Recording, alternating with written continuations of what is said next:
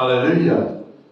These were part of the surrounding nations that became enemies to the tribe of Judah, became enemies to the southern kingdom. இந்த தெற்கு கோத்திரங்களாகிய யூதா கோத்திரத்திற்கு விரோதமாக அவர்களை சுற்றிலும் இருக்கிற ஜனங்கள் எல்லாரும் ஒருமிக்க எழும்பி அவர்களுக்கு எதிரடையாய் வருகிறதை நாம் இந்த வசனத்தில் காண முடிகிறது. Sanballat the Horonite, Tobiah and the Ammonites, Geshem and the Arabs, the Ammonites, the Ashdodites, they all conspired together to come and attack Jerusalem. ஒரோனியனான சன்பலாத், அம்மோனியனான Tobiah, அரபியனான கேஷேம் இவர்கள் எல்லாம் இதை கேட்ட பொழுது எங்களை பரியாசம் பண்ணி நிந்தித்து எங்களுக்கு விரோதமாய் அவர்கள் எழும்பினார்கள் என்று சொல்கிறார். It is amazing when you begin to obey God and you remember His word and His promise to you, how attacks will come from all directions. இது மிகவும் ஆச்சரியமான ஒரு காரியமாக இருக்கிறது. நீங்கள் தேவனுடைய திட்டத்தை அறிந்து உணர்ந்து அதை கட்டி எழுப்பும்படியாக அதை நிறைவேற்றும்படியாக எழுப்பி நிற்கும் பொழுது உங்களை சுற்றிலும் அநேக எதிரிகள் புறப்பட்டு எழுப்பி நிற்கிறதை நீங்கள் பார்க்கும் பொழுது இது மிகவும் ஆச்சரியமாக இருக்கிறது. Hallelujah. Hallelujah. Nehemiah had to instruct the people of Israel as they were returning to take a position on the wall. Each one had a different position on the wall. நெகேமியா அந்த ஜனங்கள் ஒவ்வொருவருக்கும் அவர்களுக்கு கட்டளை கொடுக்க வேண்டியதாக இருந்தது. நம் மதிலிலே எந்த இடத்திலே அவர்கள் நிற்க வேண்டும், எப்படியாக அவர்கள் நிற்க வேண்டும் என்று அவர்களுக்கு கட்டளை கொடுக்க வேண்டியதாக இருந்தது. Each one had to do their part. ஒவ்வொரு நபருக்கும் ஒரு திட்டம் இருந்தது. அவர்கள் செய்ய வேண்டிய ஒரு ரோல் இருந்தது. Each one had to use their gifts and their talents and their abilities that were God given to do their part to rebuild. ஒவ்வொருவருக்கும் தேவன் கொடுத்த கட்டளையும் அவர்களுக்கு கொடுத்த திறமைகள் தாளந்துகளையும் கொண்டு அவர்கள் அந்த வேலையை செய்ய வேண்டியதா இருந்தது. அவர்களுடைய கடமையை ஒவ்வொருத்தருக்கும் தனித்தனி கடமை இருந்தது, அதை நிறைவேற்ற வேண்டியதா இருந்தது. The enemies tried to intimidate them. அவர்கள் எதிரிகள் அவர்களை பயமுறுத்த எண்ணினார்கள். To incite fear. அவர்களுக்குள்ளே பயத்தை கொண்டு வரும்படியாக அவர்கள் அநேக யுக்திகளை கையாண்டார்கள். Why does the enemy incite fear? ஏன் பயத்தை அவர்களுக்குள்ளாக கொண்டு வர நினைத்தார்கள்? Because he wants to stop the work of God. ஏனெனில் தேவனுடைய காரியத்தை அவர்கள் தடைப்படுத்தும்படியாக அவர்கள் செயல்பட்டார்கள். He wants to stop the promise and the fulfillment of God's word in your life. கர்த்தர் உங்களுக்காக கொடுத்திருக்கிற வாக்குத்தத்தத்தை நிறைவேற்றாதபடி தடுத்து போடும்படியாக அவர்கள் அப்படி செய்கிறார்கள். Hallelujah. Amen. Hallelujah. Nehemiah, I want to come over to Nehemiah chapter 4 verses 7 to 8. Hallelujah. You know, when you start to do something for God, when you start to obey God, your enemies will hear about it.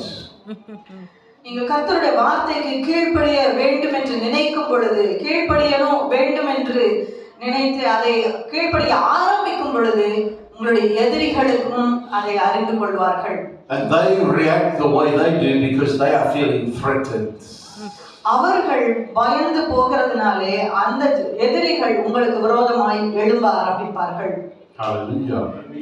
Let me read Nehemiah verses 7 to 8. Chapter 4 verse 7 to 8. Now it happened when Sanballat, Tobiah, the Arabs, the Ammonites and the Ashdodites heard that the walls of Jerusalem were being restored and the gaps were beginning to be closed, that they became very angry. And all of them conspired together to come and attack Jerusalem and create confusion. நெகேமியா 4ஆம் அதிகாரம் 7ஆம் 8ஆம் வசனங்கள். எருசலேமின் அலங்கத்தை கட்டுகிற வேலை வளர்ந்தேறுகிறது என்றும் இடிக்கப்பட்ட இடங்கள் அடைபட்டு வருகிறது என்றும் சன்பலாத்தும் தொபியாவும் அரபியரும் அம்மோனியரும் அஸ்தோத்தியரும் கேட்டபோது அவர்கள் மிகவும் எரிச்சலாகி எருசலேமின் மேல் யுத்தம் பண்ண எல்லாரும் ஏகமாய் வரவும் வேலையை தடுக்கவும் கட்டுப்பாடு பண்ணினார்கள்.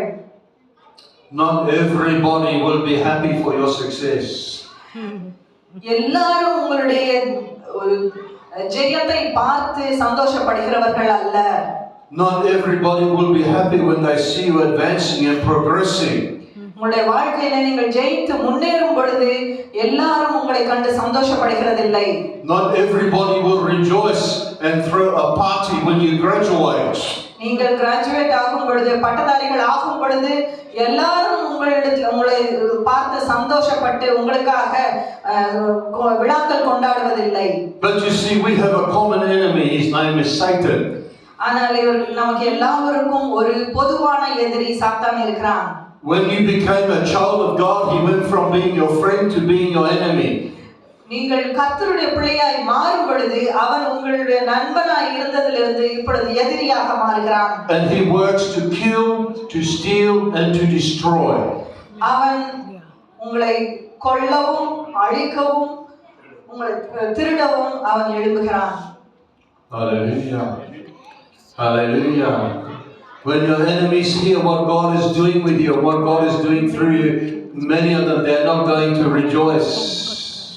கர்த்தர் உங்களுக்கு செய்கிற நன்மையான காரியங்களை பார்த்து அநேகர் உங்களை சந்தோஷப்படுகிறதில்லை. They will look for ways to intimidate. உங்களை பயமுறுத்தும்படியாக அநேக காரியங்களை அவர்கள் வழிகள் முயற்சிப்பார்கள். Look for ways to incite fear. உங்களுக்குள்ளாக பயத்தை ஏற்படுத்துவதற்கு உள்ள காரியங்கள் என்னவென்று அவர்கள் யோசிப்பார்கள். You'll start thinking, but what if I fail? What if it doesn't work?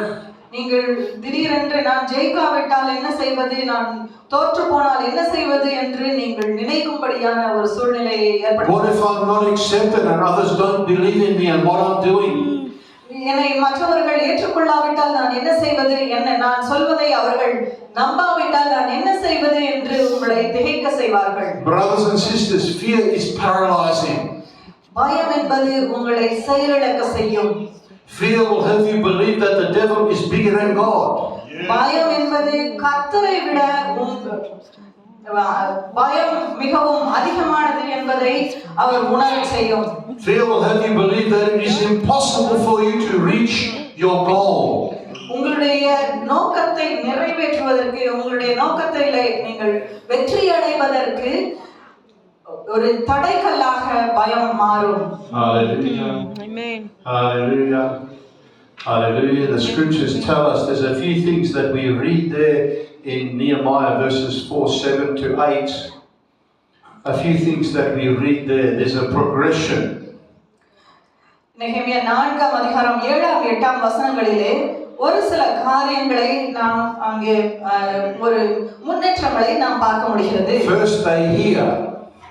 அந்த எதிரிகள் கேட்கிறார்கள் முதலாவதாக. Then they become angry. இரண்டாவதாக அவர்கள் எரிச்சல் அடைகிறார்கள். And they begin to conspire. அடுத்ததாக அவர்கள் ஒரு திட்டம் போடுகிறார்கள். Then the enemies want to attack. அவர்கள் அடுத்து அவர்களை தாக்கும்படியாக திட்டம் போடுகிறார்கள். They will try to create confusion. உங்களுக்குள்ளே குழப்பங்களை உண்டு பண்ணும்படியாக அவர்கள் முயற்சிக்கிறார்கள். Then you will question, did God really tell me to do that? அடுத்து நீங்கள் கர்த்தர் உண்மையிலே எனக்கு இதை செய்ய சொன்னாரா என்று உங்களுக்குள்ளே குழம்பும்படியான ஒரு சூழ்நிலை. Was that really a vision, a dream I got from God or not? உண்மையிலே கர்த்தர் எனக்கு இந்த தரிசனத்தை தேவன் கொடுத்தாரா என்று நீங்களே குழம்பும்படியான ஒரு சூழ்நிலை ஏற்படும். Hallelujah. Amen. Hallelujah. Amen. God has his plan, brothers and sisters. கர்த்தர் தன்னுடைய ஒரு திட்டங்களை அவர் வைத்திருக்கிறார். And God will give us strategy. அதை நிறைவேற்றும்படியான ஒரு strategies, யுக்திகளையும் அவர் நமக்கு கொடுக்கிறார். The devil will try to formulate his plan. பிசாசும் அவருடைய திட்டங்களை நிறைவேற்ற முயற்சி செய்வான். Hallelujah. And try to stop the vision, the purpose, the plan of God in your life. கர்த்தர் உங்களுக்காக வைத்திருக்கிற திட்டங்களை நிறைவேற்றாதபடி அவைகளை தடுத்து போடும்படி அவன் செயல்படுவான். It's at this point we need to recognize that we are not wrestling against flesh and blood, but against principalities, powers and spiritual forces of wickedness in high places. இந்த நேரத்திலே நான் மாம்சத்திற்கும் இரத்தத்திற்கும் விரோதமாய் என்னுடைய போராட்டம் அல்ல, என்னுடைய போராட்டங்கள் ஆவிக்குரியதா இருக்கிறது என்பதை நாம் உணர வேண்டியவர்களாய் இருக்கிறோம். Ephesians 6:12 says this. எபேசியர் 12:6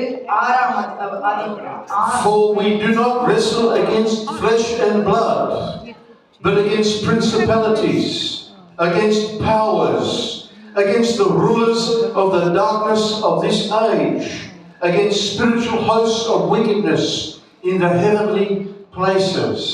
எபேசியர் 6ஆம் அதிகாரம் 12ஆம் வசனம் இப்படியாக சொல்கிறது, ஏனெனில் மாம்சத்தோடும் இரத்தத்தோடும் அல்ல, துரைத்தனங்களோடும் அதிகாரங்களோடும் இப்பிரபஞ்சத்தின் அதிகார லோகாதிபதிகளோடும் வான மண்டலங்களில் உள்ள பொல்லாத ஆவிகளின் சேனைகளோடும் நமக்கு போராட்டம் உண்டு. Hallelujah. The adversary, the devil, will take pride and envy and jealousy and use that to try and stop us and bring fear. பிசாசானவன் நமக்குள்ள இருக்கிற பொறாமைகள், பெருமைகள், எரிச்சல்கள் இவைகளை பயன்படுத்தி நமக்குள்ளாக பயத்தை உண்டு பண்ணும்படியாக அவர் செயல்படுவான். Hallelujah. Hallelujah. Nehemiah chapter 4 and verse 9 tells us, Nehemiah says, nevertheless, we made our prayer to our God, and because of them we set a watch against them day and night. நெகேமியா 4ஆம் அதிகாரம் 9ஆம் வசனத்திலே சொல்கிறது, ஆனாலும் நாங்கள் எங்கள் தேவனை நோக்கி ஜெபம் பண்ணி அவர்கள் நிமித்தம் இரவும் பகலும் ஜாமம் காக்கிறவர்களை வைத்தோம் என்று. Hallelujah. Hallelujah. Chapter 4 verse 17 tells us in Nehemiah, those who built on the wall and those who carried burdens loaded themselves so that with one hand they worked at construction and with the other they held a weapon.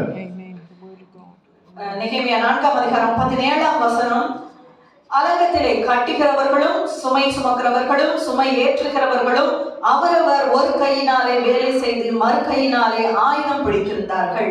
Hallelujah. The strategy that God gave them was this. கர்த்தர் அவர்களுக்கு கொடுத்த யுக்தி இதுதான். Number 1, prayer. முதலாவது ஜெபம். Number 2, positioning.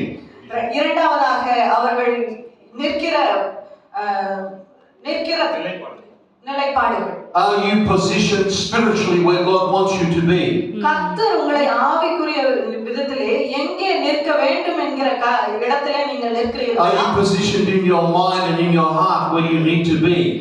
எங்கே உங்களுடைய வாழ்க்கையிலே நீங்கள் எங்கே இருக்க வேண்டும் என்று கர்த்தர் விரும்புகிறாரோ அந்த இடத்திலே நீங்கள் நிற்கிறீர்களா? Are you positioned where God wants you to be doing what He wants you to do? கர்த்தர் உங்களை எந்த இடத்திலே நிற்க வேண்டும், எந்த காரியத்தை செய்ய வேண்டும் என்று அவர் திட்டம் பண்ணி வைத்திருக்கிறாரோ அதை நீங்கள் செய்கிறீர்களா? So prayer, positioning, and the third thing, to use the weapons and the tools you have been given by God. முதலாவது ஜெபம், இரண்டாவது உங்களுடைய நிலைப்பாடு, மூன்றாவது கர்த்தர் உங்களுக்காக கொடுத்த ஆயுதங்களை சரியான இடத்திலே பயன்படுத்துவது. Nehemiah led the people in prayer. நெகேமியா ஜனங்களை ஜெபத்திலே நடத்தினார். Then he positioned the people as God directed on the walls. அடுத்ததாக கர்த்தர் அவர்களுக்கு சொன்ன யுக்தியின்படி ஜனங்களை அந்த மதிலின் மேல் நிற்க வைத்தார். Then he encouraged them to take up a sword on one hand and on the other hand to take up the tools they were using to build the walls. அடுத்ததாக அந்த ஜனங்களை ஒரு கையிலே ஆயுதங்களையும் ஒரு கையிலே அவர்களுடைய கருவிகளையும் வேலை செய்யக்கூடிய அந்த கருவிகளையும் அவர்கள் பிடித்து அவர்கள் செயல்படும்படியாக அவர்களை நிறுத்தினார். And they set a watch. They were prayerful 24/7. அதற்கு பின்பாக 24 மணி நேரம் அவர்களை ஜாமம் காக்கிறவர்களையும் அவர் ஏற்படுத்தினார். Hallelujah. Hallelujah. Brothers and sisters, we've been given grace. கர்த்தர் நமக்காக ஒரு கிருபை அளிக்கிறவராக. We've been given gifts.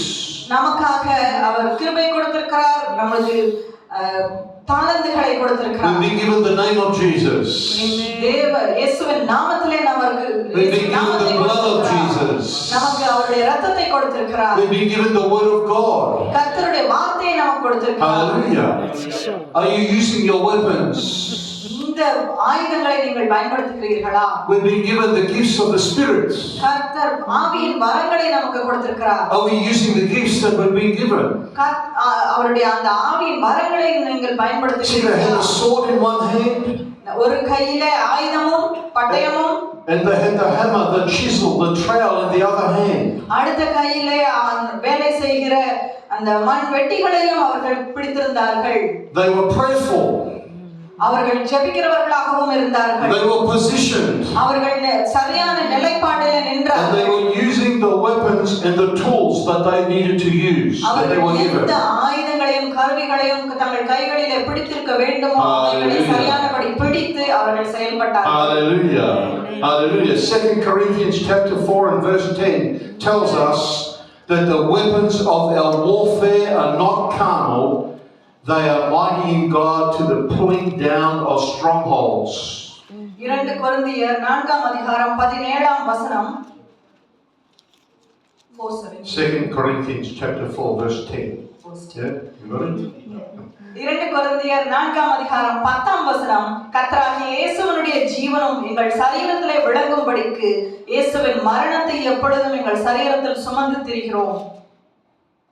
Hallelujah. Hallelujah. 1 Corinthians chapter 12 tells us, we don't have to read it, I'm just mentioning it. It says we have got spiritual gifts and talents. Mark chapter 10 verse 35 to 45 tells us that we need to be willing to serve. Servanthood. These are all part of the weapons and tools that we've been given by God.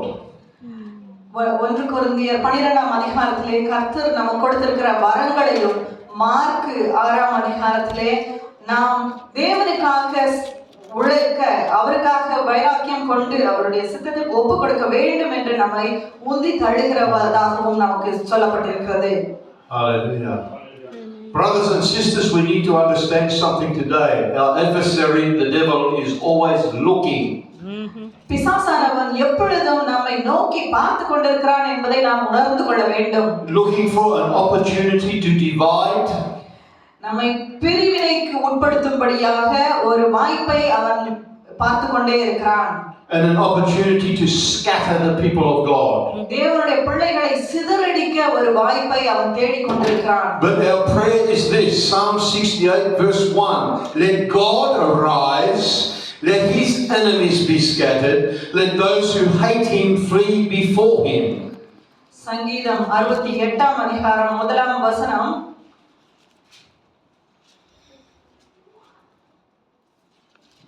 தேவன் எழுந்தருளுவார், அவருடைய சத்துருக்கள் சிதறுண்டு அவரை பகைக்கிறவர்கள் அவருக்கு முன்பாக ஓடி போவார்கள்.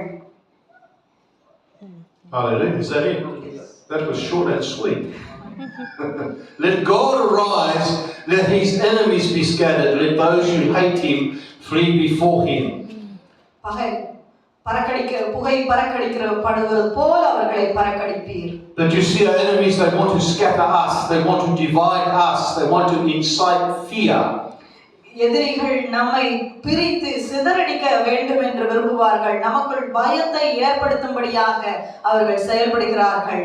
Hallelujah. What is the enemy's purpose? எதிரிகளுடைய நோக்கம் என்ன?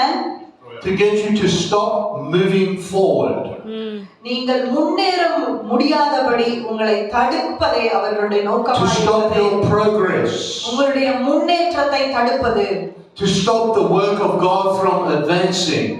கர்த்தருடைய வார்த்தை முன்னேறுவதை தடுப்பது. To stop the purpose of God from being fulfilled in your life. உங்களுடைய வாழ்க்கையிலே கர்த்தருடைய சித்தம் நிறைவேற்றுவதை தடுப்பது. See, there's three things that the enemy will try to do. மூன்று காரியங்களை பிசாசானவன் எதிரி செயல்படுத்த முயற்சிப்பான். One, he will try to contain you.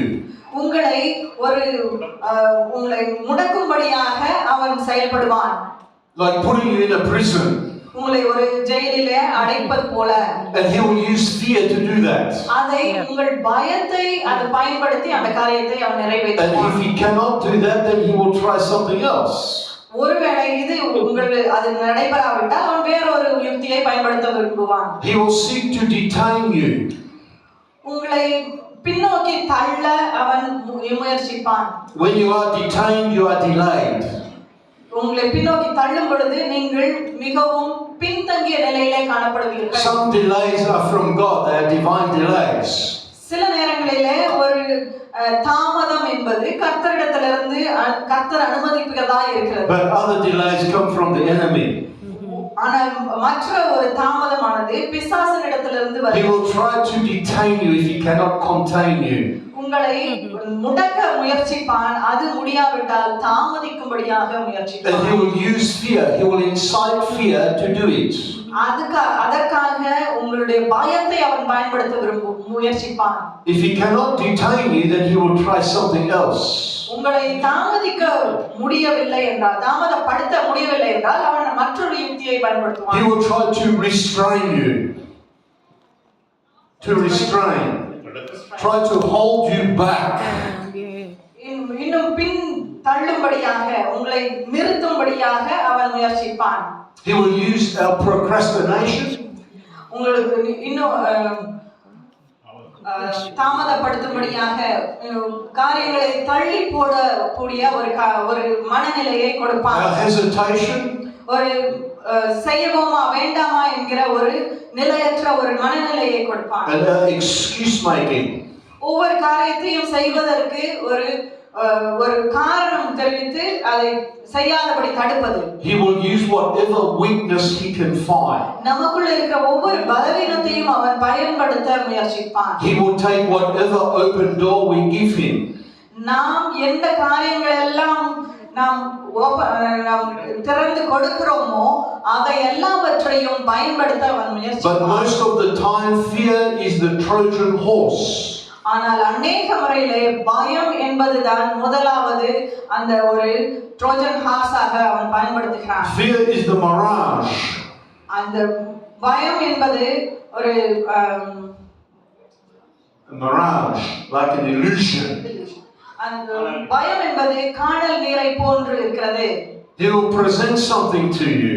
அவன் உங்களுக்கு ஒரு காரியத்தை சொல்லுவான், காண்பிப்பான்.